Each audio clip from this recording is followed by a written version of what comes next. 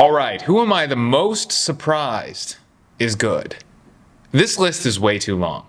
I started recording this and I realized this is a very long list, and I took a lot of notes. Keyonte George. I'm the 15th most surprised how good he is.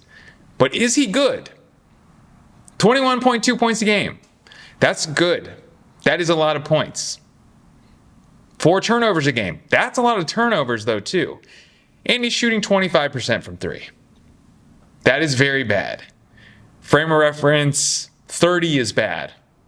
25% is worse. Also, I have to say, Keyonte George lies on his resume. He's short. He is not 6'4". It says 6'4". This man is tiny. And he looks like Isaiah Thomas out there. He can jump really high. Look at this dunk. Look how high he gets up for that dunk. Cedric Coward's on this list. He's listed at 6'5". Those two men are not 1 inch difference in height. There's no way. So Keyonte George, I'm happy for him. 21.2 points a game. His box plus minus, if we got our advanced stat dorks. Here, cat started on my lap, and now she's gone. He's okay. I think the Jazz should just go ahead and try to be good. I don't think they should trade Markkanen. I don't think they ever will. I don't think that anyone's ever going to be willing to pay the price that Ainge has in mind. And Keyonte plays well with Markkanen. He plays well with Walker Kessler. He's a good point guard. Is he efficient? Absolutely not. He can get you points, but they won't. At this point, Keyonte George can't win you games. But in the future, I think he can get there because he's getting better. So that's what I have to say about Keyonte George. I never believed in him. I think the Jazz tried to get us to think he was going to be Donovan Mitchell. Never bought in. But I'm starting to see it. I'm starting to see something. That's all I want to talk about him. The free throws. 93% free throws. 9 assists. So there are some really great stats here, and there are some very bad stats. But overall, surprised, shook by Keyonte George. Collin Gillespie. Okay, so I didn't really know much about this guy, and I'm going to come clean with y'all. Haven't been watching a whole lot of Suns games. But there are some Suns players that have made this list because they're kind of good, but I can't decide. Are they good? Because these are some guys that are getting some more time. Are they good, or are they just sort of filling in a points gap that Bradley Beal and Kevin Durant left behind? Either way, I've been very impressed with their game. Collin Gillespie, when I first started watching his tape, I said, this guy's incredible. Then I realized he was playing against the Nets, and the Nets are really bad. This was from last season. This wasn't even this season. The Nets were not playing any defense. He was getting into the lane, getting easy buckets. But what I believe about Collin Gillespie, honestly, when you're watching a Phoenix Suns game, my TV's not great enough. Looks like Grayson Allen. Resembles Grayson Allen a lot. But when you get close, resembles TJ McConnell a little bit more. So, he had 13 assists against the Jazz. Okay, it's the Jazz. Hey, it's not the Nets. 13 assists against the Jazz, and they were legit sexy assists. Some no looks and stuff. I liked it. I was into it. And he's a hustle guy. So I think this could be a TJ McConnell, because he is an undrafted dude, I believe. I want to say he's an undrafted dude. He came from... Oh, I forget. No, he's an undrafted dude. This is his second year in the league, I believe. I think you can't look at the internet when you're recording. You can't do it. But I believe he is, because there's 15 guys on the list. I get them mixed up. But he's actually getting minutes now. Yes, two-way. He was a two-way guy for the Phoenix Suns. Undrafted guy. And now he's finally getting minutes. He's at 25 minutes a game. Last couple of years, only been getting a couple minutes. We didn't really know what he could do. But 5.7 assists, 1.3 turnovers, and 11 points per game, shooting 40% from three. Again, it's on the Suns. And the Suns aren't very good. But Collin Gillespie, you're playing well, man, and I love you, and you deserve to be on this list. So be on the lookout. Nobody's watching Suns games. I don't think there's any Suns fans that watch this channel, but we're never going to see him play. We're never going to watch Collin Gillespie. We're not. What reason do you have to watch a Suns game this year? Even if you're a Suns fan, are you watching Suns games? I don't think you are you? Royce O'Neale, another guy we're not going to watch because he's on the Suns. But somebody needs to make a trade for Royce O'Neale. Because Royce O'Neale also now is getting way more minutes than he did last year. Last year, just sort of off the bench, 3-and-D guy. Now, he's the mature core of this team. And it has no use for him. I don't know what the Phoenix Suns are doing. But Royce O'Neale, come the trade deadline, somebody should make a move. This is a mature player. This is a mature defender. This is a guy knows how to be a part of an offense and also can create his own shot a little bit. Can create a three-pointer off the dribble. Shooting 9 a game. That's the hot boy. A guy that can shoot. Malik Beasley, he's still in jail. He's not in jail. I don't know where he is. But I don't think teams would have signed him by now. I don't think he can legally be signed. But Royce O'Neale, maybe the Pistons trade for him. Maybe the Magic. Desmond Bane still isn't drilling threes for them. Maybe Orlando's cursed. Maybe the humid air makes it hard for the ball to go. I don't know. I'm not sure. But maybe. We got to get our man Royce out of there. Because Phoenix, not a good team, and there are a lot of three-point shots going in. As for Collin Gillespie, I think the Suns should keep him. I think he's got skill. I think he's got talent. They could work with that. He's on that timeline because he's 26 versus Royce is 32. I've also heard Royce is one of the kindest guys in the league. Good locker room guy. There's this funny video. It might be a GIF, but Royce comes over. He does one of those things where the Clippers were in a huddle. Royce comes over and looks into the huddle, and Ty Lue catches him. Ty Lue doesn't get mad. Ty Lue laughs, and Royce laughs. And you can tell these men loved that interaction, which would usually piss people off. But Royce exudes kindness. So I want him out of Phoenix. I don't think it's a good vibes team. Walker Kessler, here's my thing about Walker Kessler. I think he's on the Zubac trajectory, and I think he's moving faster. I think he's moving faster than Zoo was. All right? Right now he's at 14.4 points. He's also shooting threes now. So last year, I believe he shot 6 threes. No. He made 6 threes last year. All right? I set a guy on fire earlier. Someone's going to pick him up. Shot 6 threes last year. Or made 6 threes. Fuck. I gotta blurp that. I gotta bleep that out. I got flagged. I got put on restricted mode because I swore so much. So I need to bleep my curse words. But Walker Kessler has made 6 threes this year. Last year, he made 6 threes total in the entire season. He is getting good. He does not want to be a Jared Allen. He doesn't want to be a Zoo.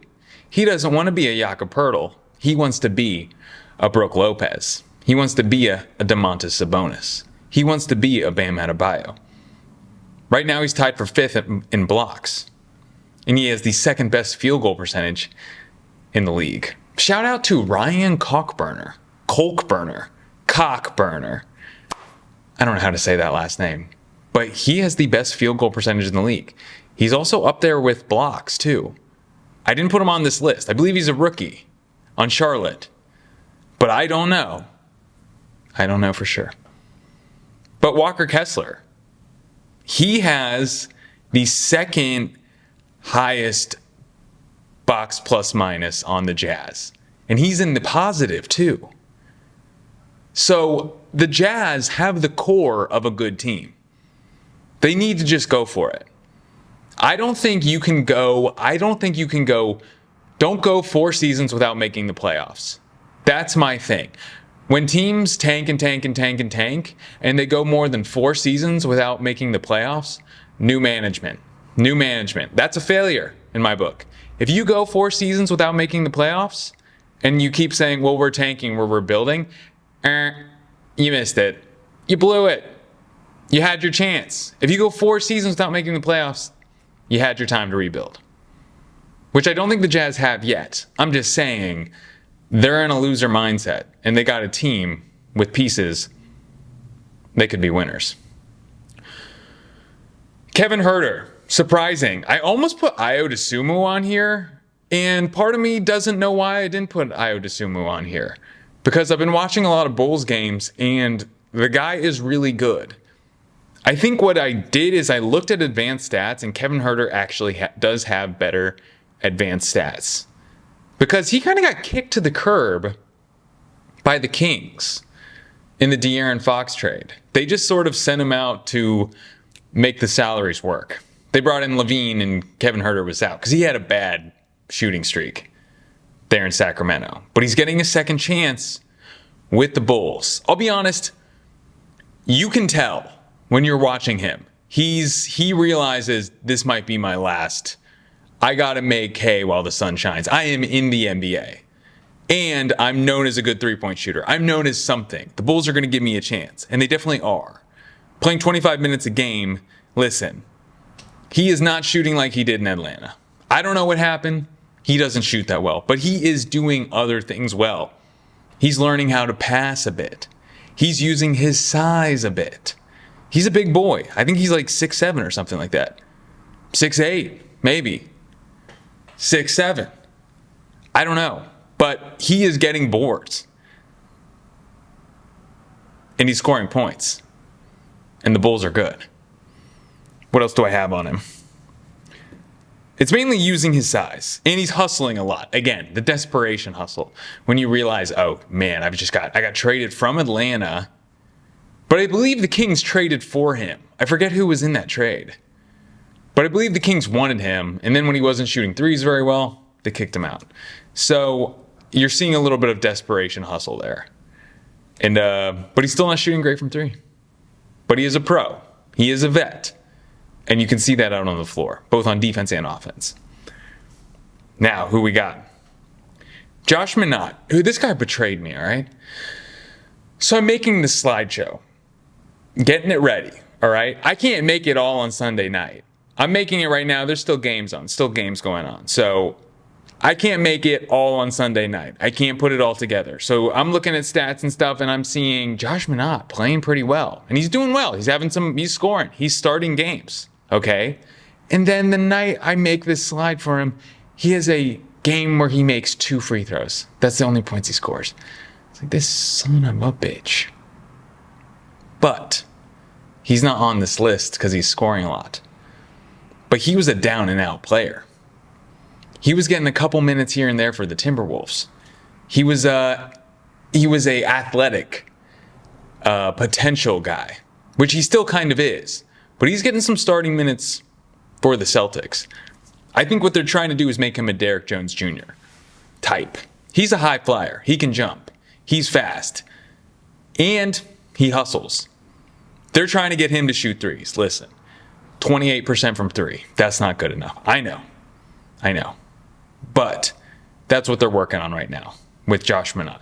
And he does what he's supposed to. He does what he's told. And I like that. The feats of athleticism are incredible. He can jump really high. And he's good at putbacks, which are one of my favorite things to watch in the NBA. 15% usage, so he doesn't need the ball. I like him. I'm sure you've heard his name before. And people, how do you say it? Minott? Minott? It's Minott. Don't disrespect my mans. Don't fuck up his name. Now, Cedric Coward, Part of me was wondering, why did this guy go 11th in the NBA draft this year? Because I'm watching him play, and, well, first of all, what I want to say is this year's draft is really good. This year's draft is kind of incredible. It has a bunch of guys who are just NBA players. You would never think they're rookies. They just seemed experienced. Okay? Like, I'm watching this guy, and he's using his body, and he's fast, and he's got moves, man. He's got a step back. I think it's in here. Yeah, see this step back? Again, maybe Jarris Walker's just a bad defender. I don't know. Is he? Is he good? Because he's getting cooked here by Cedric Coward, man. And he has it all, dude. He can dribble. He's fast. He can cut. This man is awesome. He's 90% from the three-point line. He's 59, 52, and 90. He's about to join the 50, 40, 90 club. 50, 40, that's right, isn't it? He's about to join Steve Nash. I would love that. Rookie season, Cedric Coward. 50, 40, 90 club. It could happen. Low turnovers, not bad. 1 turnover a game. 24 minutes. Okay. I see you. Oh. Speaking of the Grizzlies, I got on it first. Everyone's talking about Ja getting traded. Check out the Patreon. I talk about Ja getting traded already. I already talked about that. It's old news. You wouldn't even be clicking on stuff about Ja being disgruntled in Memphis because you would have hoarded it from me. Anyway, the Patreon podcast every Saturday. $2 a month. Cheapest podcast in town. But I proposed Harden for Ja. But you got to hear the whole package. And I ain't giving you the teats for free. Remember when I used to say that? But Cedric Coward is pretty awesome, man. I like him. He kind of reminds me of what we thought Anthony Bennett was supposed to be. Because he kind of looks like Anthony Bennett, too. I think that's who he reminded me of. He kind of looks like Frank Gore and Anthony Bennett. But Cedric Coward, Frank Gore, and Anthony Bennett all kind of have they all look similar to me. But I think he sort of reminded me in the look of Anthony Bennett. But this man is significantly more skilled. So I think he went 11th in the draft and never got around to this because he only played 6 games at Washington State. Because he went to a bunch of different colleges, but Washington State was the D1 big league major conference that he played at. So when I'm watching him, it made no sense because this guy's should have been top 5. Great player. Experienced. Full grown man. Seems like he's been in the league forever. And there's a couple players like that, though. Now I got to give it to him. I got to give it to Austin Reaves. He's not my favorite player, but I got to say I was wrong. I'm eating crow. Spoiled eggs on my face. Austin Reaves is a great player. Any team would be lucky to have him. Lakers are 4-2 with no LeBron. He's averaging 32 points a game. Austin Reaves is going to be an all-star. And he does it all without making contact with anyone. He doesn't make contact. He doesn't use his shoulder to get buckets. He just dribbles in and out and gets into open space and makes it. Great scoop shot. He has a great scoop layup. Actually, I'm about to compare him to another player on this list. You got to stay to the end, though. I'm the player at the very end. Unfortunately, Austin Reaves is probably going to get traded. And I'm sure you've heard people talk about this. So he has a player option for next year for $13 million. Gross underpay. He's not picking it up. I think he's already said he's not picking it up. So he's going to be a free agent, and the Lakers being so far over the salary cap, I don't know if they can sign him. I don't know if they can extend him. So I don't know what's going to happen, but I could see, knowing that they're not going to be able to give him the amount of money he wants before the trade deadline, he might be out. Lakers could get a lot back for him. So I don't know what's going to happen. Unless they can get off LeBron's contract somehow, take back less money, open up cap space to sign him to a bigger deal in the offseason. I don't know. But it would seem that Reaves, if you really are trying to manage your team in a way to get assets for a guy that's probably going to walk and you're not going to get anything for, Austin Reaves is out, man. Averaging 9 assists, 32 points a game. Come on, man. Even 5.3 threes, 90% from free throws, 36% from threes, great too. 7.8 threes a game? Off of 7, making 2.8 out of 7.8? Bro, I apologize. Austin Reaves is good. I don't like the way he plays, but he is good. It doesn't matter how I feel about the way he looks on the court. It's irrelevant. He's good. And I'm sorry. Jaime Jaquez Jr. having a bounce back year. I felt bad. So last year, he had a great rookie season, and then his sophomore slump, he was doing 20 minutes a game, 8 points. It didn't work. Whatever was going on out there, it just didn't fit into his style of play. But now he's out there averaging 29 minutes a game, and he's having a major comeback. His field goal efficiency is beast from what I said on the slideshow. 62% field goal percentage, 16 points a game. Remember that. So he's doubled his points per game this year. And then in terms of style of play, he is dribbling a lot, is what I will say. He is dribbling a ton. He's moving fast. That's his big thing while he's out on the court for the Miami Heat. Once they get the ball, he is cooking down the floor. I don't think he really wants to be in their team's offense because they're doing a real small ball perimeter thing. And I don't think he wants to shoot threes because he's not a great three-point shooter. So I think when the Heat get the ball, he's hustling down the floor because he knows if we slow this bitch down, I'm going to have to shoot threes from the perimeter. So I think that's yeah. He's playing fast, flying downhill. Opposite of Reaves, because Reaves does not get his buckets through making contact. He dribbles around everyone, sort of winding around, while Jaime Jaquez will put his shoulder directly into you if he's going to get buckets. But typically he's getting them from fast break points. Now, Bam's scoring. Remember, Bam had a slump last year too. He was getting 18 points a game. I think he was depressed. The whole Jimmy drama. The team wasn't good enough. Also, back to Jaime, I think he's going to take Andrew Wiggins' job. Wiggins is good, but I think Wiggins is going to end up coming off the bench. Jaime is going to start. But that's just really a hot take. I'm just trying to spice up our relationship,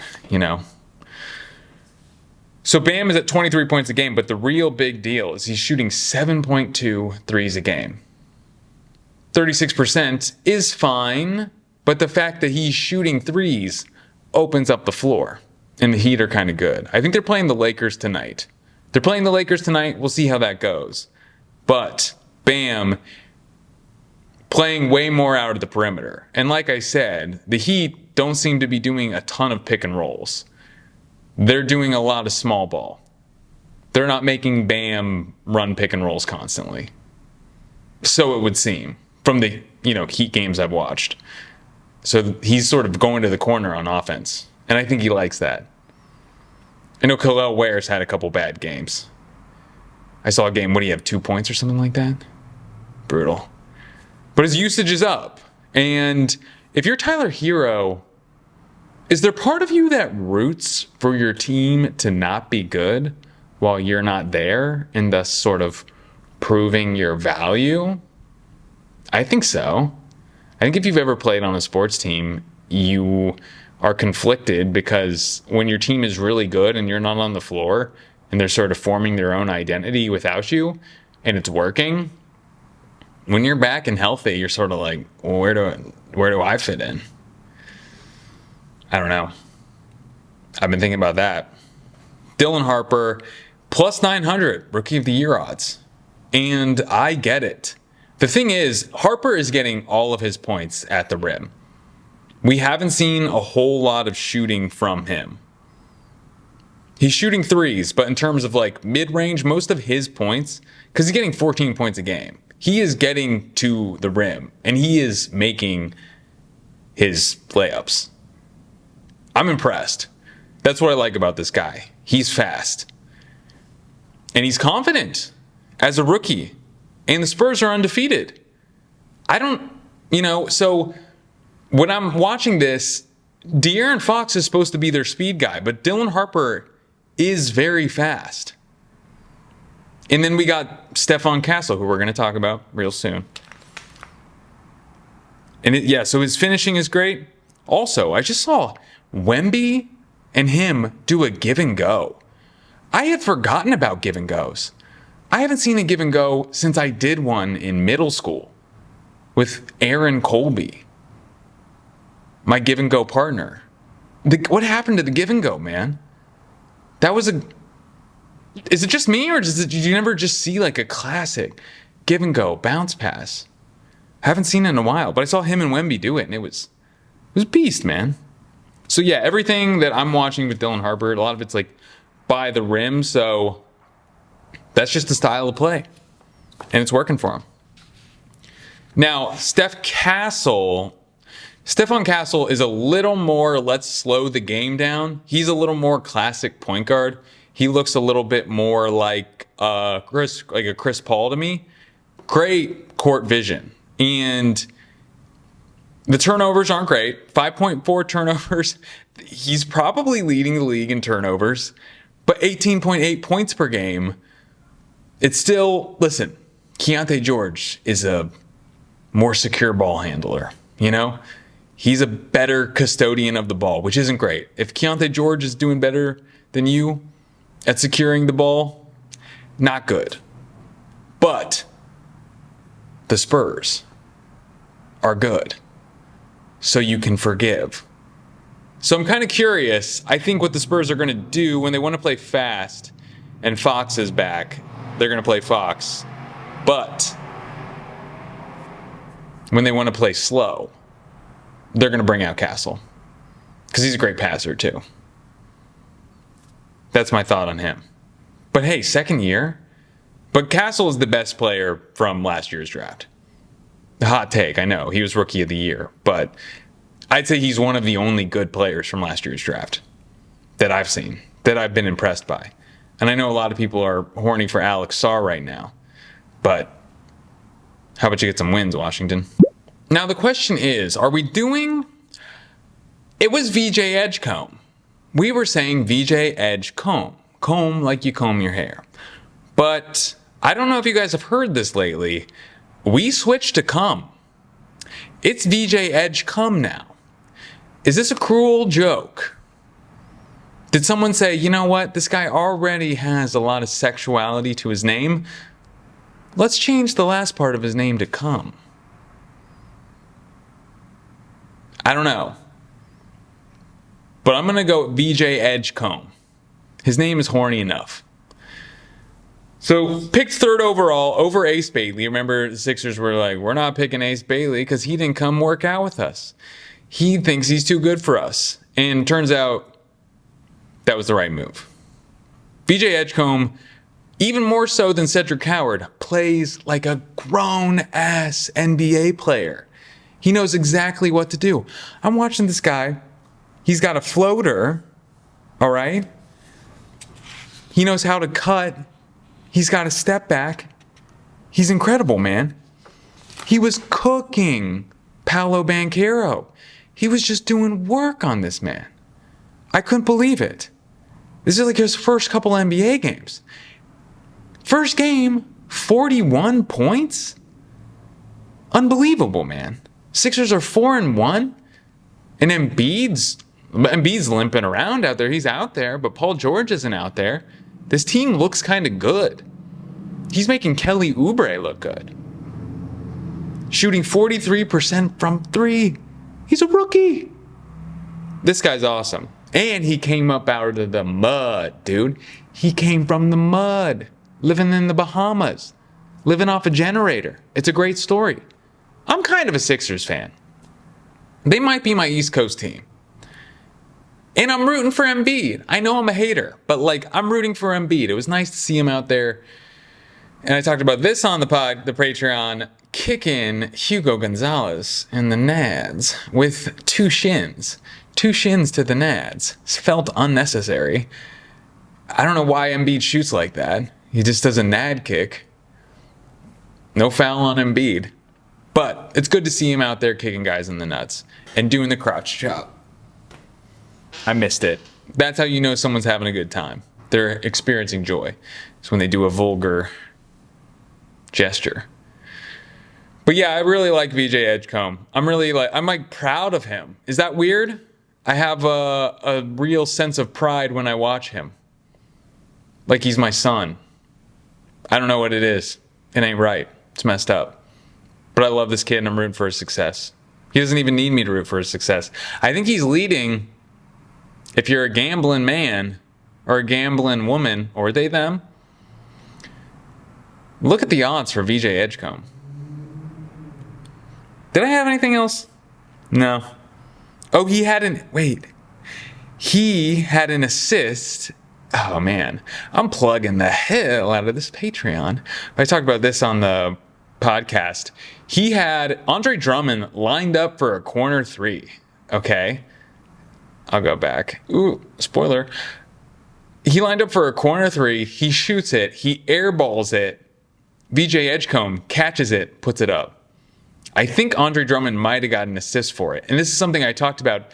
I think you could employ a strategy, the fake airball, where you fake an airball because it startles people. They're not expecting it. When you airball, even like the defensive team and both offensive team, they're like shook by it because they think it's going to hit the rim. They're expecting it. And when it doesn't, they're not ready. So I think if a team said, I'm going to airball this, I'm going to airball, and you just be right where it's going to go. Because it worked for VJ Edgecombe. He just caught it and put it up. I think it could work. But it also could be an abject failure. I don't know. Ajay Mitchell. Now, this is a guy that plays the exact opposite of Austin Reaves. This guy is all shoulders, okay? So I think we're all a little bit hyped for this guy. And he's good. 18.5 points per game. Nothing to shake a stick at in 27 minutes. He's really good, okay? And he's not missed a free throw yet. Actually, OKC played the Pelicans today. He might have missed a free throw in that game. I don't know. Not sure. I did this screenshot before that game. But nevertheless, playing really well, getting a lot of points. But I have to say, this guy is not going to be a replacement for a Lou Dort if they decide to trade him or something, or an Alex Caruso. That is not the case. He's good, but he is very much, I get my shoulder into a guy and I get to the hoop and I get a little bit of tunnel vision when it comes to how he dribbles and how he gets buckets for himself. And I'm not, I'm not judging. I'm just saying that's how he does it.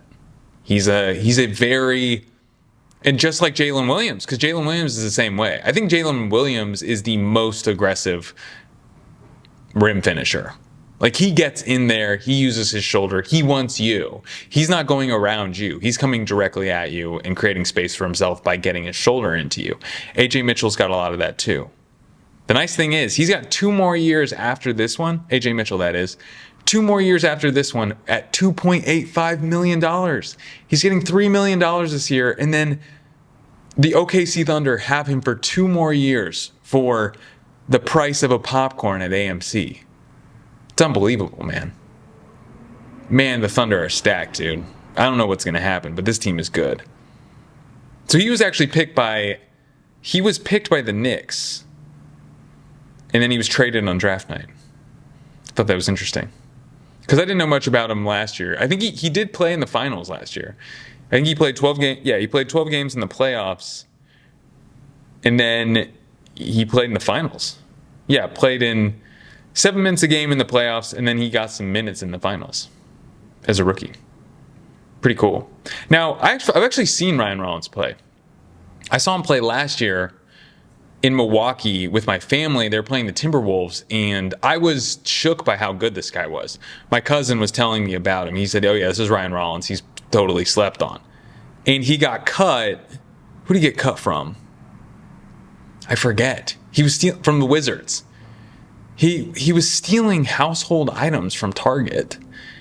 But the weird thing is the Wizards, this is the strange thing. The Wizards cut him and he was arrested for that 4 days after. So I don't really know. Very strange, right? Like, you're a professional NBA player for whatever contract you're on, you can buy a bottle of soap. Very strange. But a tragedy for him was a treasure for the Bucks because they picked him up. And this man is excellent. He gets wherever he wants to go.